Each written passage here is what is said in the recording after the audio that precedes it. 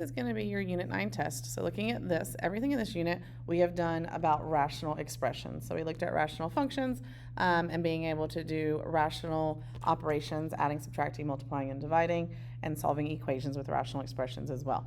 So let's go ahead and start our review. One of the first things that we talked about were the differences between the direct and inverse variation. So remember, if I have direct variation, when I'm looking at that, my equation is going to be that y equals a times x. And then if it's the inverse variation, put it up here, it's that a divided by x. So remember, a is your constant of variation. So it is represented in both equations. Direct variation, you're just multiplying, and then inverse variation, you are dividing. So looking at this, if I give you a table or even if I give you an equation, you should be able to say what type of variation it is. Okay, so if you were given an equation, looking at this, I would want to get y by itself, and then if they are multiplying in the equation, it would be direct, and if they are dividing in the equation, that would be your inverse variation. Notice neither one of these have an addition or subtraction sign, so you're never going to be adding or subtracting in either one of these. Okay, so for a table, we have to look and see what my y and my x's are doing. So I want to see if I'm looking at this, are they multiplying to get the same number, or are they dividing to get the same number? So here, I'm going to try my division first. So if I do 32 divided by 2.5, I get 12.8. So then if I do 20 divided by 4, I do not get the same one. So I'm not dividing. So now we're going to try multiplication. So let's do 32 times 2.5 gives me 80. 20 times 4 gives me 80. So those two are giving me the same. So I do want to finish it out. So 16 times 5 is also 80. I do have some decimals, but when I multiply those in the calculator, I'm getting 80 for all of this, and I know 10 times 8 is 80. So all of that does end up working. So looking at that, because I was multiplying to get that constant, looking at this, that ends up being your inverse variation. Because if I take 80, which was what it multiplied to equal, and I divide it by all of these x values, you get those corresponding y values. So this is an example of an inverse variation. Okay, so in a table, if you are multiplying these two things together and get the same equation, then that is your inverse variation. So let's check here. So now I'm going to do the same thing. I know if I divide 2.5 by 1, that's going to give me 2.5. If I do 8.75 divided by 3.5, that gives me 2.5. So both of the first ones have given me 2.5 when I'm dividing.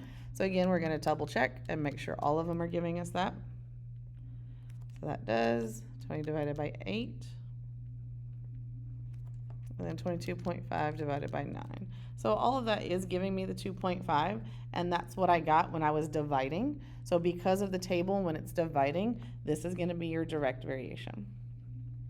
So if I write the equation, whatever it divided to give you is my constant of variation. So if I take 2.5 times all of these x values, you're going to get those corresponding y values.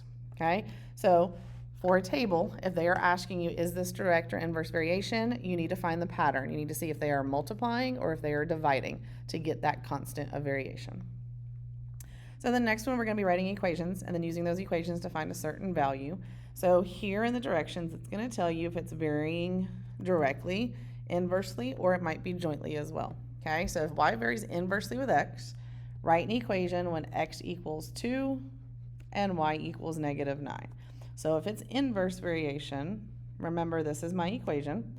So I'm going to take those two numbers that it gave me and I'm going to plug those two numbers in for x and for y. So that would be a negative 9 equals a divided by 2. So remember, we're solving for a, which is that constant of variation. So here, if I'm solving for a, I just have to move this 2 over and I'm going to multiply. So 2 times negative 9 is negative 18. So that's my constant of variation. Do not forget, when I ask you to write an equation, I have to plug that negative 18 back in. So here's my equation. Your equation should always have an x and a y in it. The only number you should have in there is that constant of variation. Okay?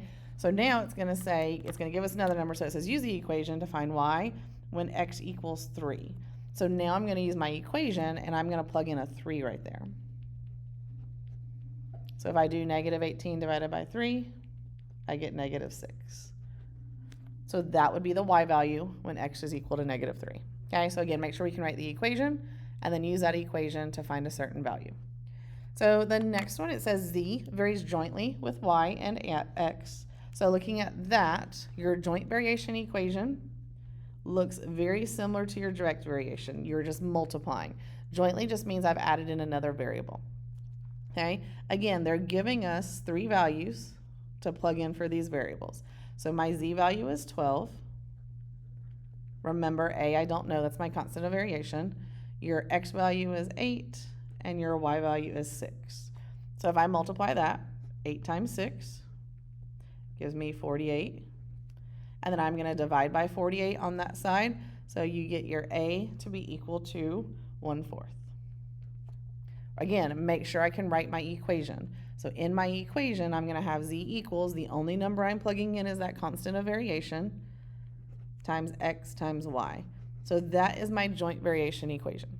Okay, so now just like the previous one, they're giving us 2 numbers to find or plug in, and we're going to find the z value. So it tells me what x and y are, so I'm going to plug those in. So your x is -5, your y value is 4. So now I'm just multiplying these together. Okay, remember you can do that all in your calculator. So I could do the 1/4 times -5 times 4, and it gives me -5. So that would be my z value when those x and y values are -5 and 4. So again, make sure I can write the equation, make sure I can then use the equation to find a certain value. So the next two, we're not finding the a value, they're not giving us any numbers. This is really just making sure you understand your vocabulary. So anytime it has the word inversely, that means that's going to be divided. So if it says x varies inversely with y, the y is going to go on the bottom because it's inversely. And directly with z, directly means you're multiplying. So I am multiplying by whatever my constant of variation is, I'm multiplying it by z. So vocabulary, if it says inversely, that variable is going on the bottom because you are dividing by that one. If it says directly, you are multiplying by that constant of variation, so that one goes on the top. Okay, so here, m varies jointly with n and p. So again, jointly, I am multiplying. So here, I'm going to have my constant of variation, don't know what it is, times n times p, and then inversely with k. So because this one is inversely, that is the one that's going on the bottom. So the key word being here, inversely, make sure you're dividing by it. Jointly or directly, you're multiplying by that constant of variation. We don't have any numbers in these, so this is just making sure you understand that vocabulary and what operation you're doing. All right, so now we started into the graphs. So now looking at this is where we started getting into the graphs of these functions and looking at transformations, very similar to what we've done in previous units with transformations. So this top number, that's going to be your vertical stretch. And remember, I'm going to be specific, and it's a vertical stretch by a factor of 6. The x on the bottom is not adding or subtracting anything, so I'm not going left or right. And then the -2 out here, this is your k value. This is telling me that I am going down 2 units. And that's it. So for transformations, all you're doing is writing a description. Okay, same thing over here. My a value hasn't changed, so it's not a vertical stretch. But right here, that +4 tells me that I am going to the left 4 units. So remember your equation when you're looking at this, there's always a subtraction there. So if there were a plus, that's because they plugged in a negative and you had that double negative. So anytime you see a plus sign here, that means you're going to the left. And then this k value right here means you are going up 3 units. So again, transformations similar to what we've done for all of the previous units. All right, now we graphed these. So now looking at this, this was our basic rational function that we started with. So if I'm asking you to find the vertical asymptote, remember your vertical asymptote is tied to your denominator. So for my vertical asymptote, I would set my denominator equal to 0 and solve it. So when I solve for x, I would add 1 over here. So your vertical asymptote would be at x equals 1. And I'm going to go ahead and graph that over here. So there's my x equals 1. Okay, now my horizontal asymptote, looking at this, when we looked at this, the basic function, my horizontal asymptote is just my k value. So that one's at y equals 2. Okay, So here, I would go ahead and go up to 2 and draw my horizontal line. So for the basic rational functions looking at this, remember, I just have one variable. I don't have a variable on the top. This is my basic function. Your horizontal asymptote is whatever that k value is right there. So I've graphed those. And now looking at this, remember, I can, even before graphing this, I can write my domain and my range. So remember, my domain is tied to that vertical asymptote. So my domain is going to go from a negative infinity to positive 1, and then from a positive 1 to positive infinity. So remember, I don't have any brackets because it's not equal to anything, and I have two of those parentheses because I'm going to have part of the graph here, and then I'm going to have part of the graph up there because of those asymptotes. Okay? Your range is tied to your horizontal asymptote. So that's going to go from a negative infinity to 2, and then from 2 to positive infinity. So again, domain and range we can do without even graphing it. So now looking at this, I can go ahead and graph it. So I'm going to make my table over here. So when you start your table, remember that vertical asymptote is what I'm looking at to start the middle. So that vertical asymptote is where I'm going to put my graph or my table first, and that goes in the middle. And then I'm going to pick 2 points on both sides of this vertical asymptote. So on this one, I'm going to go 0, -1. This way, I would go 2, 3. Okay, so now looking at that, all we're doing is taking those values and plugging them into our equation. So looking at this, again, here's my equation. I'm going to plug in a -1. So I have 3 over -1 minus 1 plus 2. So all I'm doing is plugging in a -1, and it gives me a positive 1/2. So now I'm going to do the same thing for my other values. So now I'm going to plug in a 0. So I have 3 over 0 minus 1 plus 2 gives me a -1. Remember my asymptote, I'm not going to have a value there, so I don't need to worry about that one. And then I'm plugging in a 2. So 3 over 2 minus 1 plus 2 gives me 5. And then that last one, I am going to plug in a 3. And I get 7/2. Okay, so again, first thing, your vertical asymptote goes in the middle of your table. Pick 2 points to the left and 2 points to the right. So now we're going to go ahead and graph those. So looking at this one, I'm going to go over to -1 and then up 1/2. So remember 1/2, I'm just going to go in between those 2 lines. And then 0, -1. So that's going to be my first graph. And then on the second side, I'm going to go over 2 and up 5. And then over 3. And then remember 7/2. When I look at that, that's 3.5. So I'm going to go over 3 and up 3.5. So, whoops, 1, 2, 3, 1, 2, 3, half. Right there. So that's in between. Again, remember, we curve our graph as it starts to approach those asymptotes. Okay? So again, this was the basic function that we started with in the unit. I didn't have any exponents. This is just a variable on the bottom. I didn't have a variable anywhere else. So vertical asymptote, you set the denominator equal to 0 and solve it. Horizontal asymptote was just whatever your k value was that you were adding or subtracting out here. All right, so now we're going to look at another one. But looking at this was one where it was a little bit more difficult because we had a little bit more. So we have some more variables, we have an exponent. So looking at this one, we're still going to find some of the same information, and we're still going to graph it, but some of it's going to be a little bit different. Okay, so looking at this, I do want to go ahead and factor anything I can factor first. So looking at this, I can factor the denominator. So I'm looking for 2 numbers, and I'm going to write it over here, that are multiplying to give me a -6, and they're adding to give me a +1. So 2 numbers that multiply to give you -6 and add to give you a +1. So looking at that, that would be an x plus 3 and an x minus 2. So when I multiply 3 times -2, I get -6, and then that adds to give me a +1. So really, that's what the denominator is. And now looking at it, realize I have the same thing on the top and on the bottom with the x minus 2. So that means that's going to cancel out. So my equation is 1 over x plus 3. So that's the simplified version. Okay? So now if I ask you what is my vertical asymptote, I'm looking at the denominator still, and I would set that denominator equal to 0. So I would have x plus 3 equals 0.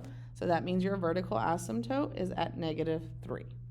So again, I'm going to go over to -3 and put my vertical line. So there's my vertical asymptote. Now when I'm looking at my horizontal asymptote, remember your horizontal asymptote is all based off of your exponents, your degrees. So this highest exponent on top is the 1. This one, the highest one, is a 2. So that means this is bottom heavy. So anytime it is bottom heavy, remember your horizontal asymptote is always going to be at y = 0. So I am going to go across at 0. So there's my horizontal asymptote. Okay? Now, point of discontinuity. So this was new when we started to have more of these that we have to factor out. So remember, the only time you have the point of discontinuity, remember this just means this is a break in your graph. So the only time you're going to have this is when you have a factor cancel out. So right here, we had x minus 2 cancel out. So I am going to set that x minus 2 equal to 0 and solve it. So that tells me my x value of this ordered pair, the breaking point, is going to be 2. So to find your x value, you take whatever factor canceled out and you set that equal to 0. So that gives me 2. So then to find my y value, I'm going to plug that in because I know x is equal to 2. So I'm going to plug in a 2, and when I look at that, 2 plus 3 gives me 5. So that would be 2 1/5. Okay, so I can go ahead and graph this point because before I've done anything else with the graph, I know this is a breaking point. This means this should be an open circle. So I'm going to go over 2 and then up 1/5, which is kind of hard, but I'm going to put an open circle there because that means there's a break in the graph right there. Okay, so now looking at it, I have x and y intercepts. So if I'm looking at the x-intercept, that's where you take your numerator and set it equal to 0. So if I'm looking at this, if I take my numerator and set it equal to 0, well, remember, I simplified everything. I don't have a variable on the top anymore. So because I don't have a variable on the top anymore, I can't solve the variable or solve for the variable on the top because I don't have one. So that means you don't have any x-intercepts. This graph is never going to cross the x-axis. Okay, and just realize my horizontal asymptote was at y = 0. That is the x-axis. So that's a boundary line, so I know it's not going to cross there. All right, y-intercept, you plug in 0 wherever there's an x. Now you can do it from the beginning of the function that was given to you, or you can do the simplified version. You're going to get the same thing either way. I would just say this one's a lot easier to use. So if I plug in a 0 right here, I'm going to have 1 over 0 plus 3. So 0 plus 3 is 3. So this would just be a 1/3. So when I write my y-intercept, remember it's an ordered pair. My x value is 0, and that y value is the 1/3. Okay. So looking at this, again, vertical asymptote was the same as the last one. Horizontal asymptote, look at your exponents, your degrees. See if it's top heavy or bottom heavy. This was the new one, the point of discontinuity. That's your break in the graph, and that only happens when you have a factor cancel out. Okay, so now with this one, be careful because the domain and range is still going to be tied to your vertical and horizontal asymptote. But remember, this is a break in the graph. So that means this is going to add in another parentheses because I'm going to have a break in the graph right here. So if I look at my domain, it's still starting at -∞ to -3. But looking at this, because it breaks in this graph right here, that's going to go from -3 to 2 because that's my x value. And then it's going to pick up at 2 again and go to +∞. So because I have that point of discontinuity, that break in the graph, I have to add in an extra parentheses when I'm doing my domain. Same thing for the range. Okay, range is going to start at -∞ and it's going to stop at 0. I have this break, remember, right here, so that's going to go from 0 to 1/5. And then that last one, 1/5 to +∞. So be careful when you have that point of discontinuity, that break in the graph, make sure you have that extra parentheses when you're doing domain and range. Okay, so now let's go ahead and graph this. So we are going to create a table. I'm going to create it over here. Remember, vertical asymptote goes in the middle. So I'm going to pick points on both sides of this one. So looking at this, I would go -4, -5, and then here, -2, -1. So again, we're going to get our calculator out, and we're going to plug these numbers into our equation.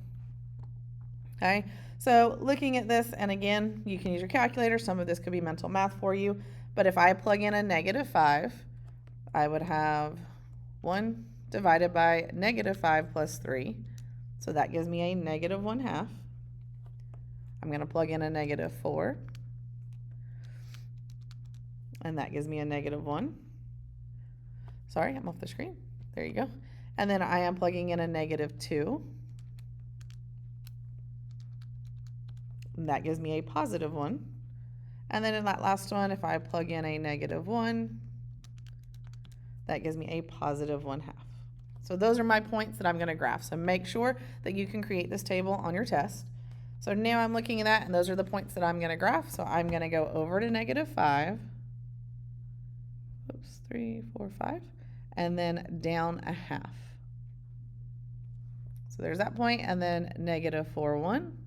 It's going to be right there. So remember, I'm going to connect it, curve when you start to get to those asymptotes. And then on this side, I have negative 2, positive 1, and then negative 1 and positive 1/2. Now on this side, because of that point of discontinuity, that break in the graph, you're going to go to that break in the graph and you're going to stop, and then you're going to pick up on the other side. So that's why I created like open circle right there, because I know that is my point of discontinuity and there's a break in the graph right there. Okay, so whether you're given the basic rational function or the ones that have the more variables that you have to factor out, make sure you can find and identify all that vocabulary. Okay, same thing we're going to do. We're just not going to have to graph this one. So if I look at this, vertical asymptote, that's your denominator. So I'm going to take x plus 3. If I set it equal to 0, that would give me a negative 3. So your vertical asymptote, always tied to your denominator. Horizontal asymptote, look at your exponents. So here they're actually the same exponents. So when they're the same, remember, I'm going to take my leading coefficients and I'm going to divide those. So I'm going to do 4 divided by 1.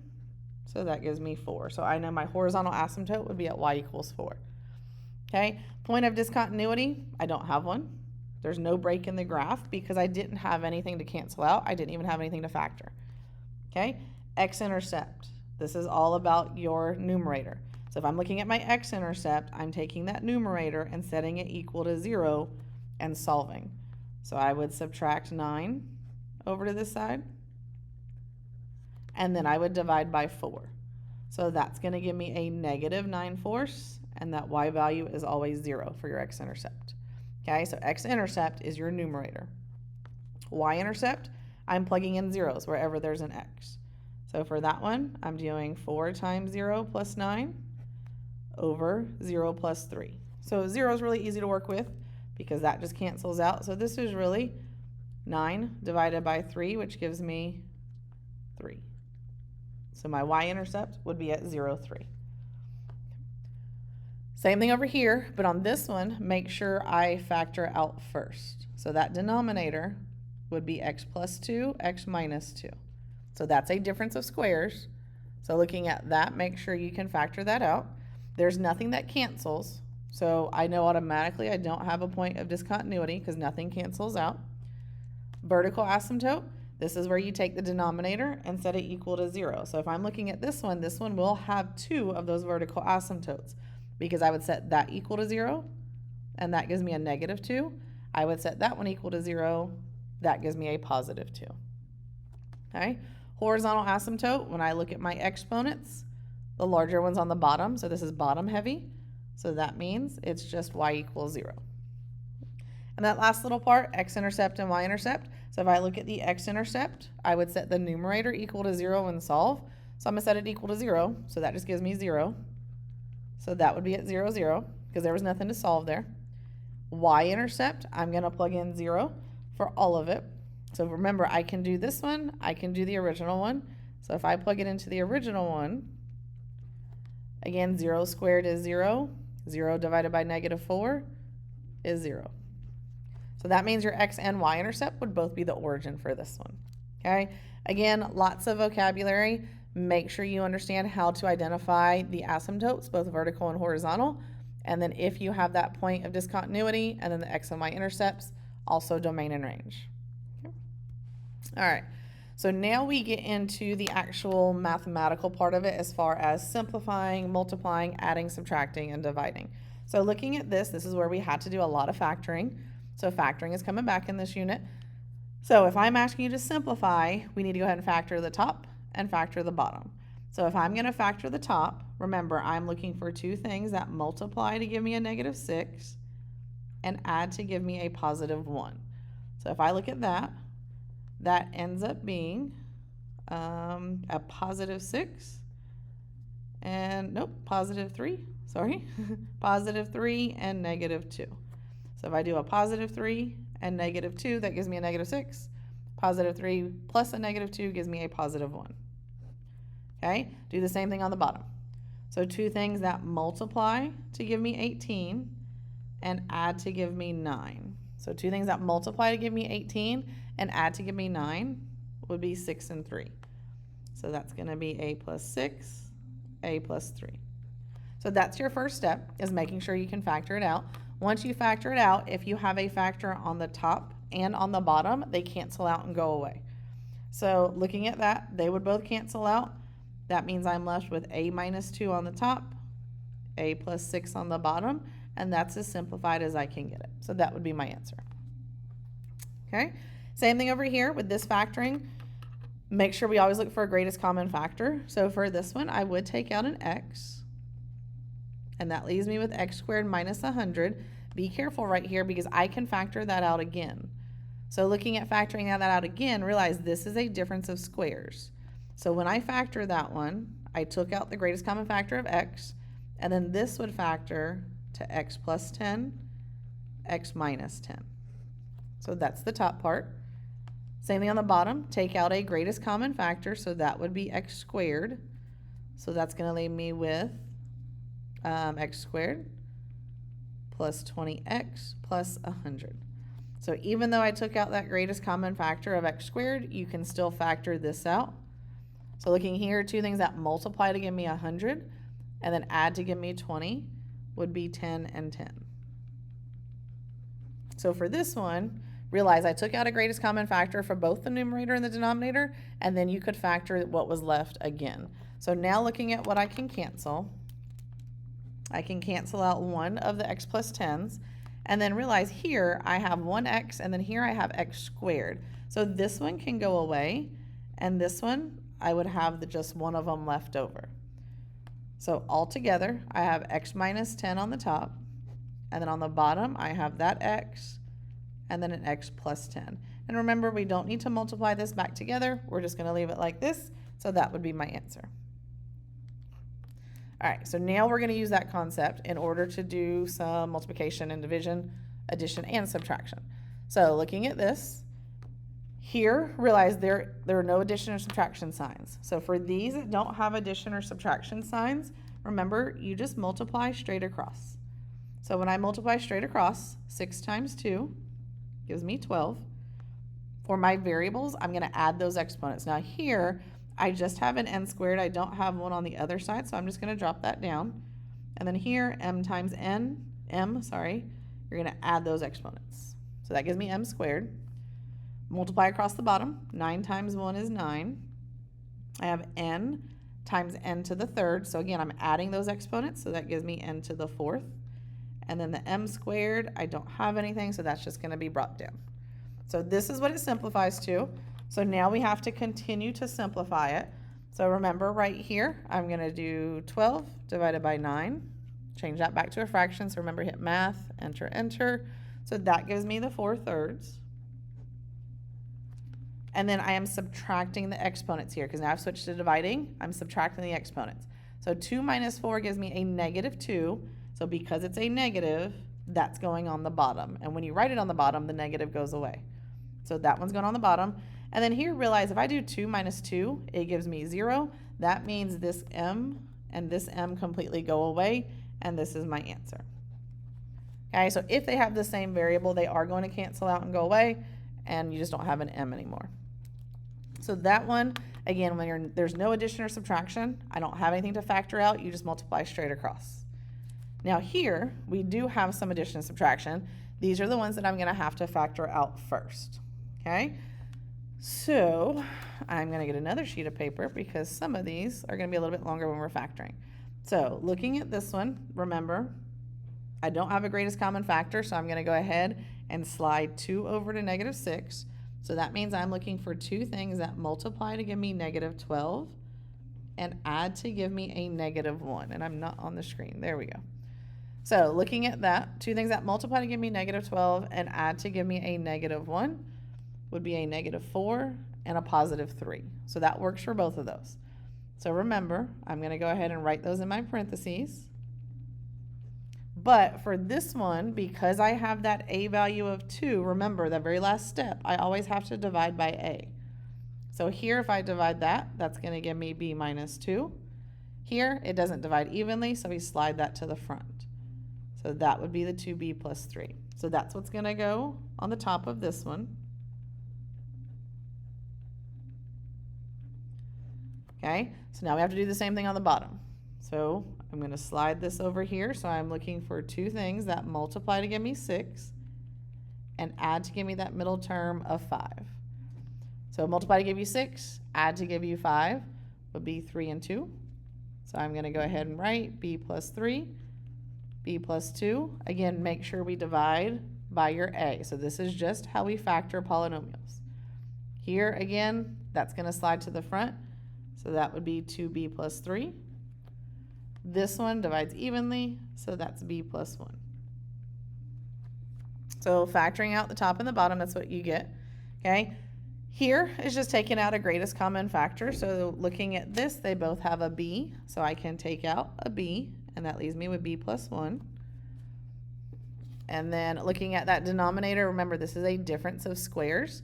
So this would be b plus 2, b minus 2. So that is everything that's factored out. So now see what we can cancel. So this can cancel with this 2b plus 3. B plus 1 can cancel with b plus 1. B minus 2 can cancel with b minus 2. So a lot of it canceled out. Realize the only thing you have left on the top is a b, and on the bottom you have that b plus 2. And remember, I can't cancel out these variables because this one is attached to that plus 2. So you just leave your answer like this, and you are done. All right, next one, don't forget, anytime I'm looking at this, I do have a 1 underneath it. So if I don't have anything underneath it, remember there's a 1 there. So here, factoring out this one, I'm just taking out a greatest common factor. They're both divisible by 3, and they both have an a. So I can take out a 3a. That leaves me with a plus 5. And then here, doing the factoring, so two things that multiply to give me a 36 and add to give me a negative 12. So remember, if you get stuck, I can go on my calculator. So I'm looking for two things that multiply to give me 36. Remember, I can go to y equals and type in 36 divided by x. And when I go to my table, that lists all my factors for me. And I know they're going to have to add to give you negative 12. So that's actually right there. Negative 6 and negative 6 work. So that means, and there's no a value to divide by, so that means this is a minus 6 and a minus 6. And then distributing or factoring this one out, two things that multiply to give me a negative 30, but then add to give me a negative 1. So multiply to give you negative 30 and add to give you a negative 1 would be a negative 6 and a positive 5. And then that's just over 1. Okay? So now looking at what we can cancel, realize I have this a minus 6 and that a minus 6 that can go away. I really don't have anything else. So realize these are both on the top. If they're both on the top, I can't cancel them out. It has to be one on the top and one on the bottom. So right here on the top, I still have this 3a, and then I have 2 of the a plus 5s. So I can write that as a plus 5 squared. If you want to write it out, you can. And then on the bottom, I'm just left with that a minus 6. And that would be my answer. Okay, so here the only thing after factoring it out that canceled out was just that a minus 6.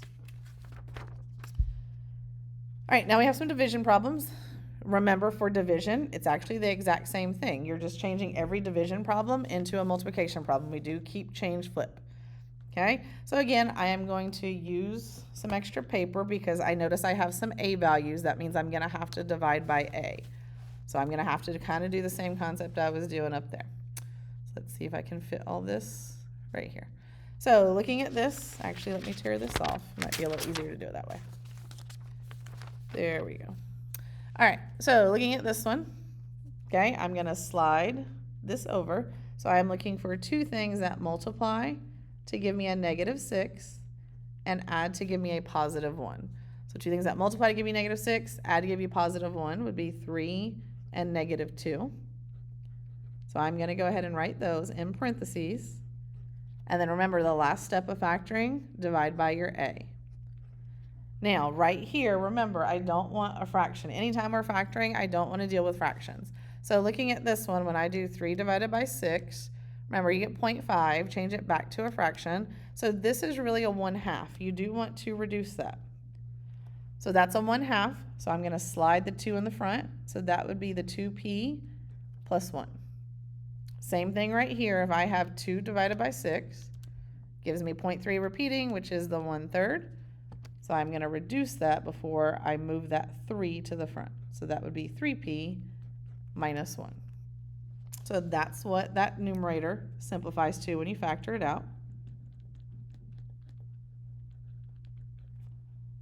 Okay, right here, I'm just taking out a greatest common factor. So looking at that, they're both divisible by 4, and the smallest variable would be a p squared. And that's going to leave me with p plus 1. Okay, so that's just simplifying this first fraction. Now looking at the next one, and I am going to go ahead and do this keep change flip. So I am going to change division to multiplication, and then when I'm writing this out, I am going to go ahead and flip it. So remember, this one flips to my numerator. So I'm going to go ahead and factor this one. So two things that multiply to give me -5 and add to give me -4. So looking at what multiplies to give you -5 and adds to give you a -4 would be p minus 5 and p plus 1. Okay, so that's what I would factor. And remember, I'm flipping this, so that's my new numerator. Here, take out a greatest common factor. And then I'm going to be left with 3p minus 1. So now looking at this, now you're going to see what you can cancel out. So right here, notice I have the 3p minus 1 that I can cancel out. That's going to go away. I have a p plus 1 and a p plus 1, so that goes away. Nothing else to cancel. So looking at what I have left on the top, that would be the 2p plus 1 and the p minus 5. On the bottom, realize I am multiplying these two things. So when I look at that, 4 times 2 is 8. And then remember, I add the exponents when I multiply. So p squared times p gives me p to the 3rd. So that would be my answer. All right. So one more division problem. Remember, we're going to do the keep change flip. I am going to go ahead and do the factoring. So looking at this, when I factor out this one, two things that multiply to give me a -32 and are going to add to give me a -4. So two things that multiply to give you -32 and add to give you a -4 end up being a -8 and a +4. Okay? And again, I don't have an a value to divide by, so I can go ahead and put those in parentheses, and I'm done factoring that one. This one, I do have to slide that over. So this one, I am going to take the extra paper. So looking at this one, 2 times -24 is -48. So I'm looking for two things that multiply to give me a -48, and they're going to add to give me a -13. So again, remember, I can use my calculator. I can go to y equals, and I can type in the -48 divided by x. So if I look at my table, I'm looking for something that's going to give me a -13. So right here, I know I could use 3 and 16, and I would just need to make that 16 the negative, because I need that to be a -13. So 16 and 3 work, and that 16 needs to be a negative. So remember, I am going to go ahead and write it in parentheses. But because this one has that a value of 2, remember, I have to divide by 2. So when I do 16 divided by 2, I get 8. And then here, remember, that doesn't divide evenly. I'm going to slide that to the front, so that would be 2c plus 3. So that's the first one factored out. And then remember, I am changing division to multiplication, and then I am going to flip the second one. So realize this is still a difference of squares. The square root of 4c squared would be 2c. Square root of 9 is 3. So I'm going to have 2c plus 3 and 2c minus 3. And then on the bottom, just that c left over. Okay, so now looking at seeing what I have left. So this cancels out. I have the c minus 8 that cancels out. Nothing else that can cancel out. So on the top, I have that c plus 4 and the 2c minus 3. And then on the bottom, all I'm left with is that 1c right there. So that would be my answer. So again, division, all you're doing is making it a multiplication problem. All right, so now we're switching to some addition and subtraction. So remember, the thing about addition and subtraction, you have to have common denominators. So you can't add or subtract unless you have common denominators. So for this first one, I'm good. I have common denominators, but also don't forget right here, I would change that to a plus negative. So we do get the keep change flip, the flip on this one, instead of flipping the denominator numerator like we do with division and multiplication. Here you just flip the sign of the numerator, okay? But right here, I don't have to worry about getting a common denominator. So looking at that, that would just be f squared plus a negative 1 is still just f squared minus 1. And then on the bottom, I have f plus 1. You leave the denominator the same, okay? The only thing, be careful with this one, this is a difference of squares. So I can split that and factor that one out a little more into f plus 1 and f minus 1. And then once I do that, realize those two cancel out. So really, I'm just left with f minus 1, and that would be my solution. Okay, so when I subtract those two, remember, we are doing the keep change flip. The flip part just means make the numerator the opposite sign. All right, so that one was pretty easy because it had a common denominator already. These next ones, they won't. So looking at this, we're going to have to find a common denominator. So looking here, I don't need to factor anything out, but again, I just need to figure out what they have in common. So if I look at this side, what is this side missing that this side has? A k minus 2. And remember, I'm going to multiply the top and the bottom by that k minus 2. So here, realize for this one, you have to do the FOIL or the box method. Whichever method is up to you. Okay, so if you're doing the box method, I would have the k minus 2 and the k plus 5. So I do need to multiply this one out. So just fill your boxes. And then don't forget, right here, those like terms, you are going to add those together. So when I multiply this top part, you should get k squared plus 3k minus 10. Okay, and then my denominator is that k minus 2 and k plus 6.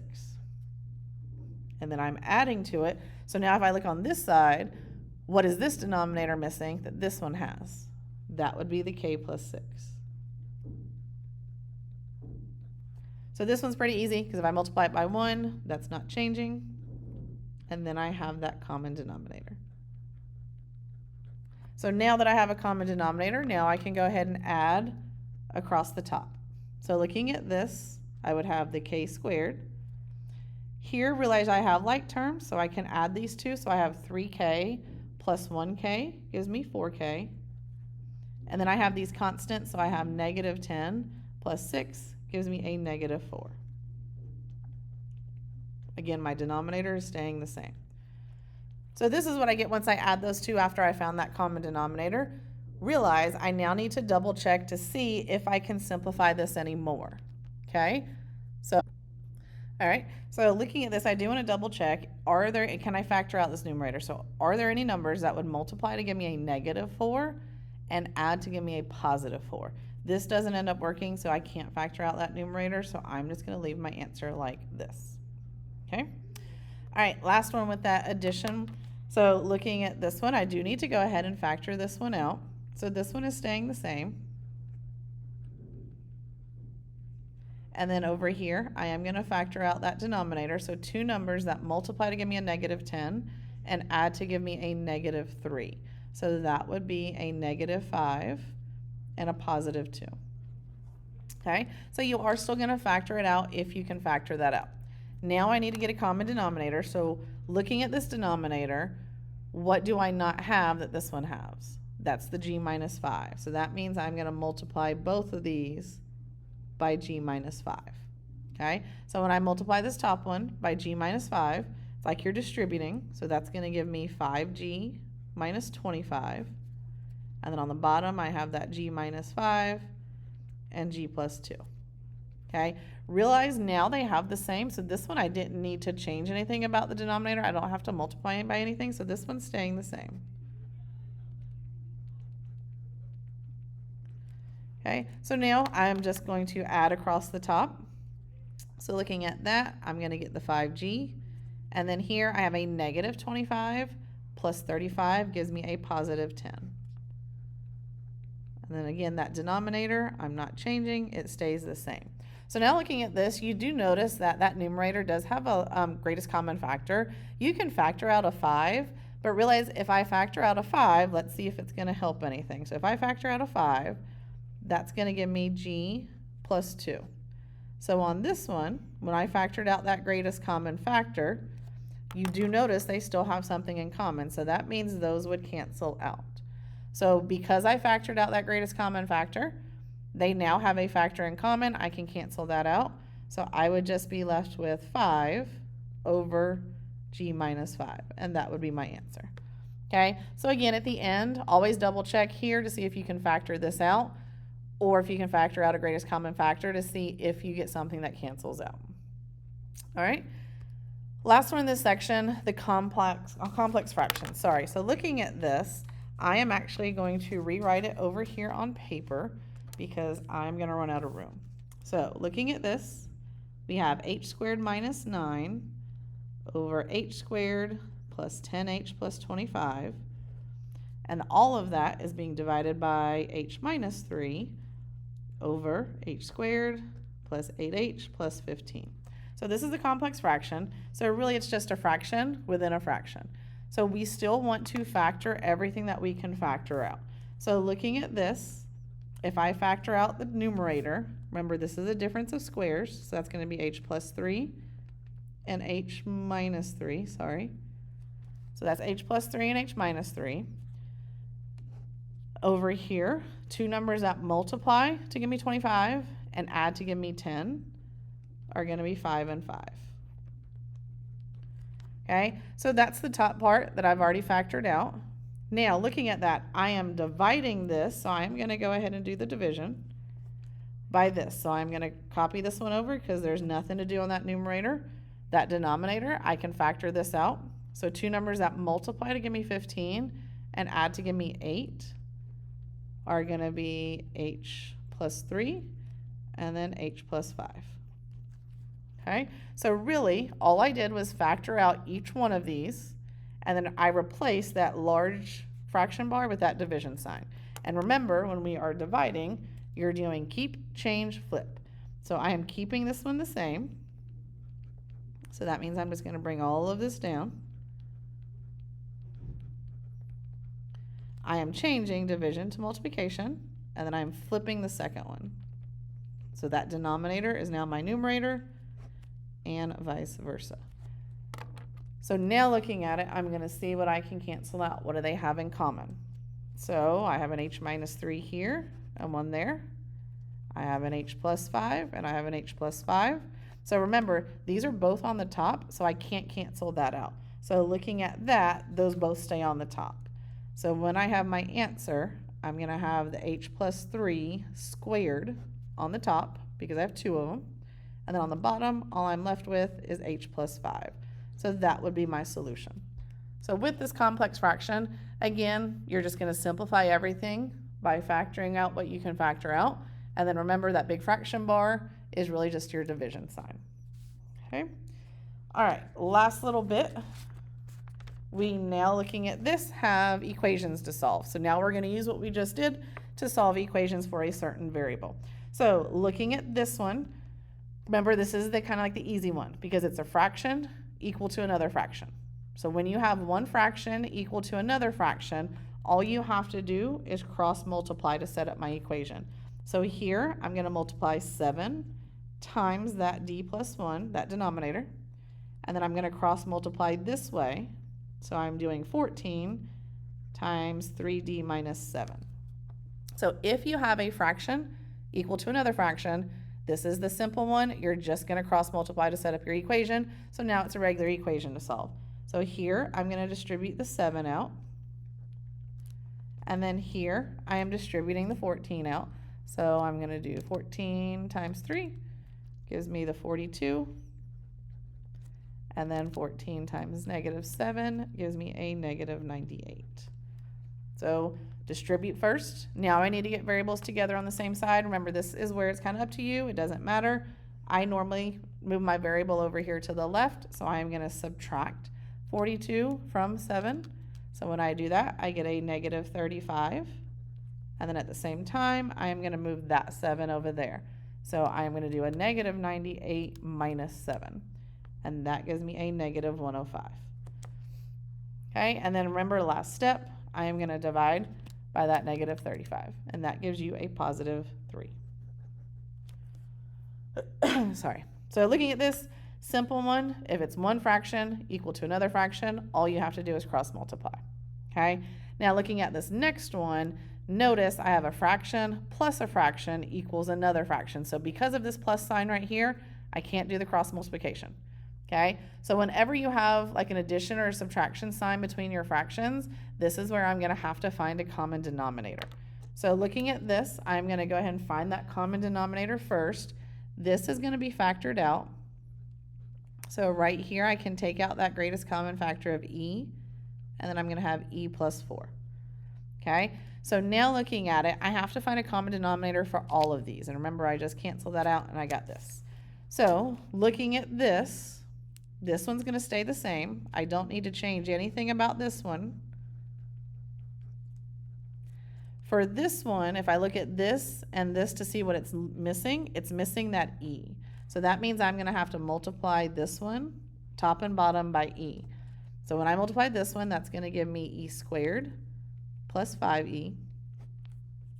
And then I have that e and e plus 4 equals, same thing over here, common denominator. Looking at this, it's missing the e plus 4. So that's what you're going to multiply top and bottom by. So now I have all of them with that common denominator. So now that we did that, if I multiply the entire equation by that common denominator, all it's going to do is cancel those out. So the whole purpose of you getting that common denominator is they basically cancel everything out, and I'm just left with what's on the top.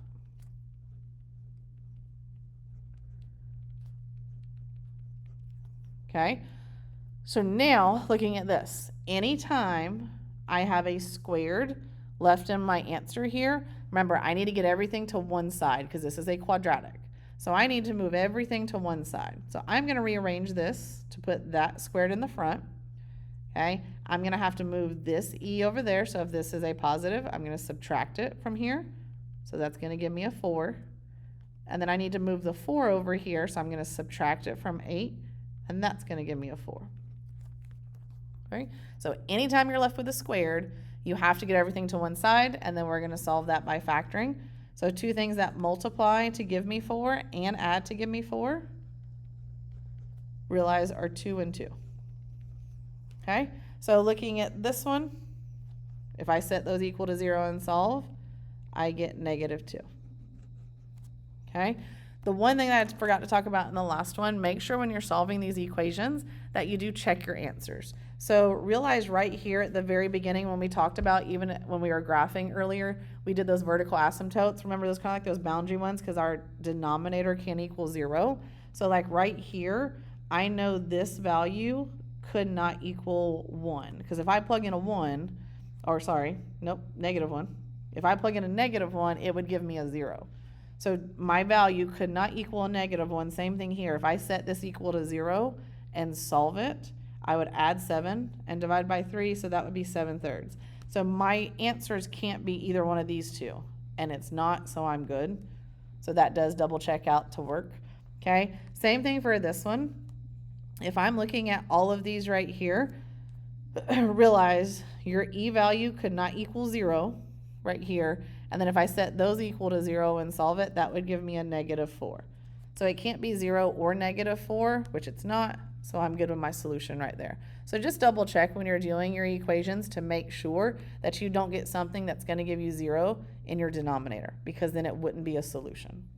Okay, so a lot of information with this review. Again, the biggest part of this is the operations, making sure you know how to add, subtract, multiply, and divide, and use those to solve equations. Remember, at the very beginning, we did some graphing. Make sure you understand and know your vocabulary and how to find the different parts of these rational functions.